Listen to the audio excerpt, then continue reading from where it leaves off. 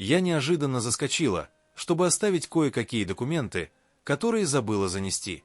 В коридоре было тихо, а свекровь была на кухне, погруженная в свои дела. Я собиралась оставить папку и уйти, но, проходя мимо раковины, заметила тонкую струйку воды, растекающуюся по полу.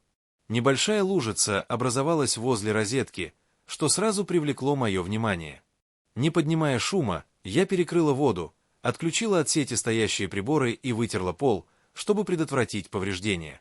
Все заняло меньше минуты, все было сделано спокойно и без лишних разговоров. Когда свекровь обернулась, она увидела, что я уже держу тряпку. «Что случилось?» — спросила она, затем замерла, заметив розетку и мокрый пол. Я просто указала на болтающийся шланг и сказала, это могло быть опасно. Сейчас все в порядке. Она немного отступила назад, явно удивленная. Я этого не ожидала, призналась она через мгновение. Большинство людей сначала спросили бы. Я понял, что она реагировала не на само действие, а на то, что я поступил спокойно и не стал ждать указаний. Мы сели за стол, и она медленно повертела чашку в руках, задумавшись. «Знаешь», — задумчиво сказала она, — «я привыкла все контролировать. Но ты просто заметил проблему и решил ее». Я пожал плечами. Иногда лучше действовать быстро, когда что-то требует внимания. Она слегка, осторожно улыбнулась, словно привыкая к чему-то незнакомому. После этого она спросила, могу ли я помочь с несколькими мелкими делами по дому, расшатанной полкой и изношенной прокладкой.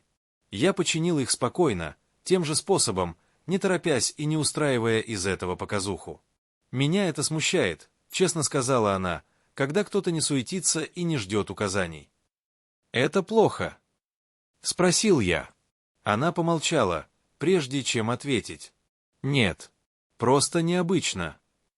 В итоге мы заговорили о простых, повседневных вещах, о доме, ответственности и о том, как люди реагируют в неожиданных ситуациях. Постепенно прежнее напряжение спало, сменившись чувством непринужденности. То, что начиналось как удивление, постепенно переросло в доверие.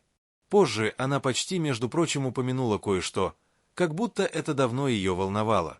Она спросила, не помогу ли я ей попробовать выполнить некоторые задачи самостоятельно, вместо того, чтобы полагаться на других. Мы были на даче возле старого сарая, и она держала в руках небольшой ящик с инструментами, который нашла на чердаке. Сначала я не совсем понял, что она имеет в виду. Она выглядела серьезной, но в то же время решительной. «Что именно попробовать?» — спросил я. «Сделать все самому», — ответила она. «Не наблюдать со стороны или давать указания, а действительно учиться. И ты просто будешь рядом». Это меня удивило. Она всегда предпочитала наблюдать, а не принимать непосредственное участие. Теперь ее решимость казалась искренней, почти личным вызовом. Моим первым побуждением было предложить сделать все за нее, но я остановился. «Хорошо», — сказал я, — «давай попробуем».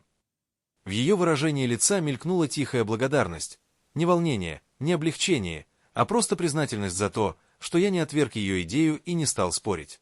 Мы начали с чего-то простого. Я показал ей, как правильно держать инструменты, как двигаться медленно и как проверять каждый шаг перед тем, как продолжить. Она внимательно слушала и сосредоточилась, как человек, который действительно хотел понять, а не торопиться. По мере того, как мы продолжали, стало ясно, что это усилие значило для нее больше, чем просто приобретение практических навыков. Речь шла о независимости, уверенности в себе и доказательстве того, что она все еще способна справляться с новыми задачами. И моя роль заключалась не в том, чтобы взять все на себя, а просто в том, чтобы тихо поддерживать ее, пока она пыталась.